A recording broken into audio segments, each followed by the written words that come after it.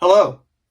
I hope your week has been going well for you and you're looking forward to a great weekend. And we'll see everybody there at the West Shore on Sunday. We're having the missionaries in from Bolivia. We'll be looking forward to hearing from them and all the great work that's been going on in La Paz, and a time just to connect and have some great fellowship and mutual encouragement. So far this year, we've been off to, I think, a really good start. We had a great kickoff service. We kind of laid out some of the plans and ideas for the year. And in there, we touched a little bit on what we're going to be doing for midweeks, which is what I'm going to expand on here in just a moment. We've also been having some great baptisms, including a couple in the campus. One in the campus and two in the teen ministry. And we had a great Tampa side service just last night at the Embassy Suites. This little video is just to update us on what some of our changes for the midweeks are going to be for 2023. I know we touched on it at the kickoff service, and I sent out a link to a little flyer that explained what we're going to be doing. But, sometimes we just need a little spaced repetition when we're making changes to try to get it into our brains and memories, and also to really develop the plans. If you have a house church that doesn't have kids in it, most likely that's either going to be like a singles, a Yo Pro, or an empty nester house church. Then it's relatively simple what you'll be doing. On the Tampa side, the first and second midweeks will be by house church. And then you will pick either to go on the third or the fourth Wednesday of the month to our all Tampa side midweek at the Embassy Suites, where we'll just do the same lesson 2 weeks in a row. And on the fifth one, or the fifth midweek, if you happen to have one in that month, just to have some fun together. And it's similar for Pinellas in that the first 3 midweeks will be by house church, and then the fourth will be all Pinellas midweek, and then the fifth, of course, have some fun in Pinellas as well. And so it's relatively simple.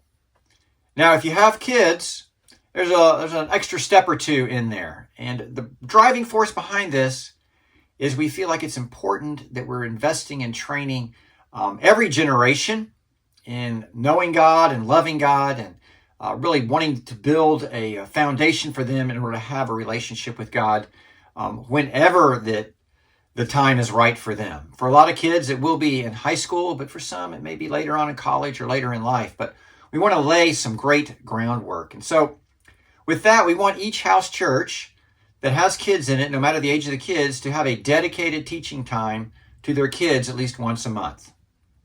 Now, for a lot of the house churches, that's going to be easy to just kind of do that on the same night as you have house church, doubling up, so to speak, but it won't require any more time out of your week. And so I just want to touch on a couple of options there, as we do have some different age kids, and that might affect how you approach it. But I think for our first thought here is with the middle school and high school kids on that first and second midweek of the month. It might be easy to have a women's midweek on that first week, and then the men train and teach the boys.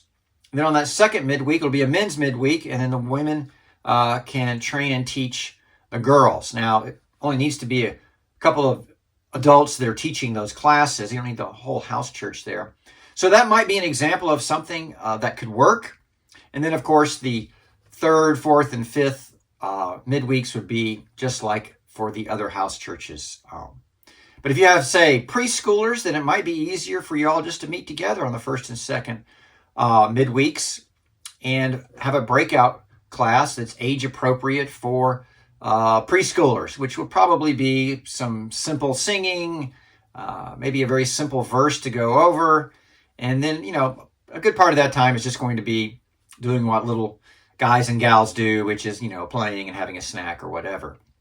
And then for elementary age, you could probably go one way or the other. Certainly the lesson can be more complicated and in depth, and you may want to break it out in boys and girls, or you may not. The goal is that we're training and teaching our kids. And this is, I think, a suggestion that could work. Now, what we want to do is, if you have a house church with kids, is Lori and I want to work with you to make sure you come up with a great plan, because we can brainstorm. It doesn't have to follow exactly what we've outlined, or maybe your group has a broader age spectrum of kids. But there are solutions for every situation, and we would love to help you work through that.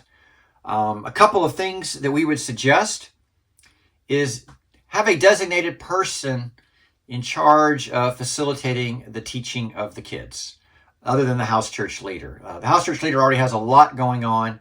And so if you could designate someone, a person or another couple to be in charge of that, that would be great. And that's ideally the couple that we would be connecting with, or a person that we would be connecting with to kind of work through this plan. Also, anytime you have a separate class, you need to have 2 adults present at all times, not just part of the time. This is just for everybody's protection and safety. And so make sure that there's always 2 adults there in the class at the same time. And finally, let's find what works for you. We're happy to connect. We're happy to help, happy to brainstorm. I just want to close out with this passage that is familiar to many of us. It's Proverbs 22, verse 6. It says, "Train a child in the way he should go, and when he is old, he will not turn from it." And we realize this is not a promise. We can teach our children many things, and it doesn't mean they're necessarily going to become a Christian by age 14 or whatever. But it's also a tried and true principle that when we instill the things of God, lessons about God, lessons about his principles, how much he loves them, the training that, of memorizing a verse, the younger they learn these, the more it will stay with them throughout their life. And so we want to take advantage of what God is teaching us and what we've seen from real life about training these great things in at an early age to help lay a foundation. And so that as they grow up, they'll have something to refer back to and to build on. And we pray that God will be able to be fully formed in them and they'll make the decision to make Jesus Lord. But we trust that if we do our part in training, then God will do his part in helping them to make a great decision. So thanks for listening, and we look forward to hearing from you. Have a great evening.